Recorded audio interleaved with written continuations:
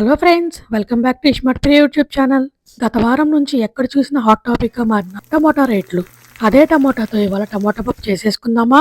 పప్పు ఒకటే ఉంటే సరిపోదు కదండి, దానిలోకి ఫ్రై ఉండాలి. సరే మరి let's get in to video. 1.5 cup of కందిపప్పు తీసుకొని ఆ తర్వాత మంచిగా ఒకసారి వాటర్ పోసుకొని వాష్ చేసుకోండి. మేము 1.5 కప్ కందిపప్పు తీసుకున్నాం కాబట్టి 3 కప్స్ ఆఫ్ వాటర్ పోసుకొని పక్కన పెట్టుకోండి. ఒక అరగంట సేపు నానబెట్టుకోండి. మేము చేసే టమాటా పప్పుకి పెద్ద ప్రాసెస్ ఏం లేదండి, చాలా సింపుల్ గానే ఈజీగా తక్కువ ఇంగ్రీడియంట్స్ లో అయిపోతుంది.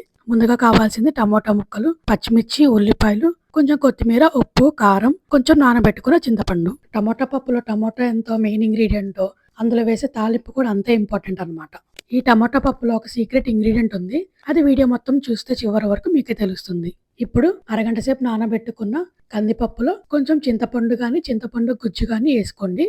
అందులో తగినంత సాల్ట్, కొంచెం కారం, సన్నగా కట్ చేసుకున్న ఉల్లిపాయలు యాడ్ చేసుకోవాలి. ఇప్పుడు కట్ చేసుకున్న టమోటాలను యాడ్ చేసుకోండి. టమోటాలు కొంచెం ఎక్కువ ఉంటేనే బాగుంటది. మేమైతే పెద్ద టమోటాలు 3 యాడ్ చేసుకున్నాము. ఒక హాఫ్ టీ స్పూన్ వరకు పసుపు యాడ్ చేసుకొని, పచ్చిమిర్చి చిన్నగా కట్ చేసుకోవడం కంటే ఇలా చీలికలుగా కట్ చేసుకుని వేసుకుంటే బాగుంటుంది తినేటప్పుడు. 1 టీ స్పూన్ వరకు ఆయిల్ వేసుకొని, ఆయిల్ యాడ్ చేసుకోవడం వల్ల పప్పు మరీ మెత్తగా అవ్వకుండా కొంచెం పలుకు పలుకుగా ఉంటది. సో ఇంకిప్పుడు కుక్కర్కి మూత పెట్టేసుకొని ఒక 3 to 4 విజిల్స్ వరకు పప్పును ఉడకబెట్టుకోవాలి. వెజ్ వాళ్ళకైనా నాన్ వెజ్ వాళ్ళకైనా టమాటా పప్పు అంటే అందరికీ ఫేవరెటే కదా. సో 3 విజిల్స్ వచ్చేసినాయి. వెంటనే మనం కుక్కర్ తీయలేం కదా, ప్రెషర్ ఎక్కువ ఉంటది. సో అందుకని చెప్పి పక్కన పెట్టేసాము. పప్పు ఒకటే ఏం బాగుంటదండి. సో అందుకని చెప్పి మేము ఆలూ ఫ్రై చేసుకుంటున్నాము. ఆలూ ఫ్రై కూడా సింపుల్ గానే చేసేసుకుంటున్నాము. ఆలూని చిన్న చిన్నగా ముక్కలుగా కట్ చేసుకొని డీప్ ఫ్రై చేసేసుకొని ఉప్పు కారం వేసుకోవడమే. ఎలాగో ఆయిల్ పెట్టేసాం కదా, అన్ని ఒకేసారి వేయించేసుకుందాం. ఆ తర్వాత గొట్టాలు వేయించుకుందాం కొన్ని. ఈ టమాటా పప్పులోకి ఆమ్లెట్ వాటికంటే నాకైతే ఈ గొట్టాలు, ఈ అప్పడాలు ఇవే ఇష్టం అండి.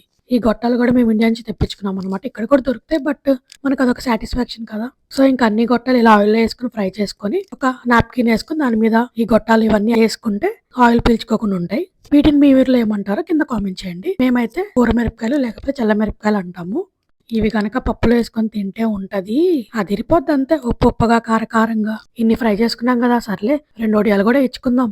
ఫైనల్ గా మేము ఎన్ని ఇచ్చుకున్నాం చూస్తారా? చూడండి ఫ్రెండ్స్, చూసి దిష్టి పెట్టకండి. రోజులా వేసుకోం కదా ఫ్రెండ్స్, ఎప్పుడో ఒకసారి. సరే ఇంకా మన పప్పు కుక్కర్ కూడా ప్రెషర్ పోయి తెల్లగైపోయింది. ఇప్పుడు కుక్కర్ మూత తీసేసుకొని ఒకసారి కలుపుకోండి గంటెతో.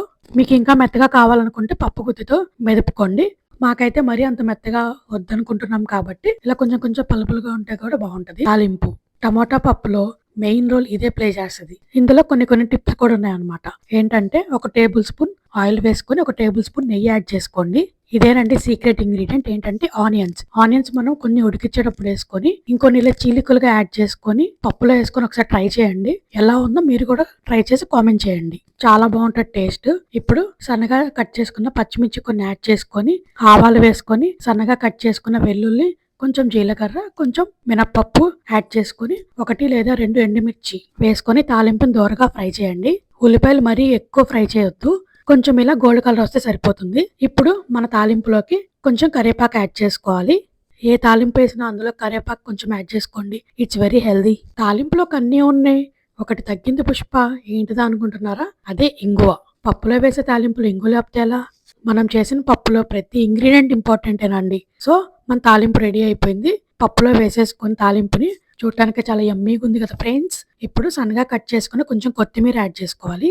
ఆల్మోస్ట్ ఇంకా మన పప్పు రెడీ అయిపోయింది ఫ్రెండ్స్. అన్ని వేసేసుకున్నాం కదా, ఒకసారి మొత్తాన్ని కలుపుకొని లాస్ట్ లో ఒక ఫైనల్ టచ్ ఉంది. ఏంటంటే 1 టేబుల్ స్పూన్ వరకు నెయ్యి యాడ్ చేసుకోండి.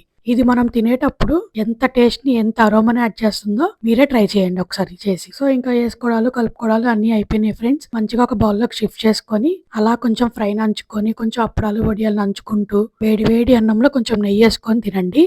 Thanks for watching. సబ్స్క్రైబ్ చేసుకోవచ్చుగా ఫ్రెండ్స్ ప్లీజ్.